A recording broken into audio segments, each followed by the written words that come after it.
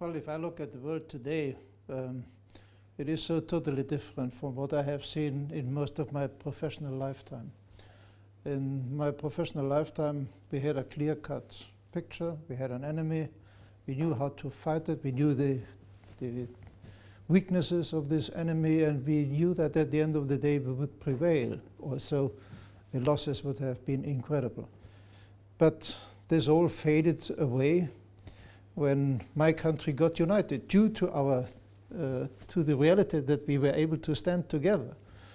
But with this, the division of Europe came to an end, and we entered a multipolar world, the beginning of a multipolar world, and we do not know yet where this world will end up. We do not know which dangers and risks may sit next to our doorstep. Our people, our nations, are not aware of any risks and dangers at all. They believe, at least I can say it for my country, they are in security, they live in peace, they still enjoy considerable welfare. They would wish to keep it. But we, the people who are responsible for the nation's security, we have to make them aware of the dangers and risks. We have to take into account, and that's my former background, that at the end of the day, politicians will send soldiers into harm's way. And this is presumably the utmost responsibility a politician can take, since it's a question of life and death. But it's no longer the clear-cut picture.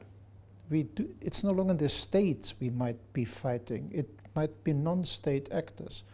We will see new reasons for conflict. It's no longer the traditional picture of ethnic tensions or of territorial disputes, but we may see things like migration caused by the demographic changes. We may see the increasing scarcity of resources. And I mentioned not oil, but I mentioned water first. We'll see wars being fought for water.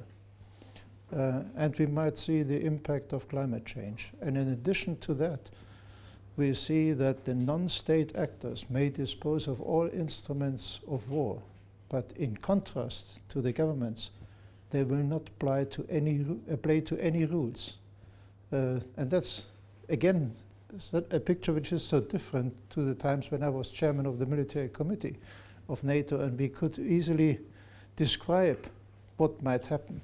This is no longer the case. So the old rule comes back.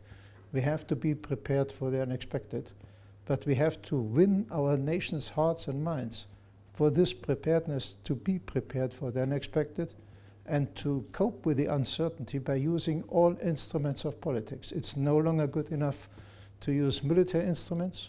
There is no situation in which you can solve the international problems by using military means alone, but there is almost no situation in which you can find a solution without resorting to military means.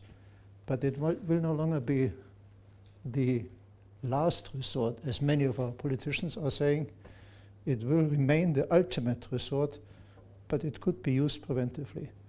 And that, again, is one of the big dangers in mustering political support we are confronted with. That, I think, is good enough for 2 minutes.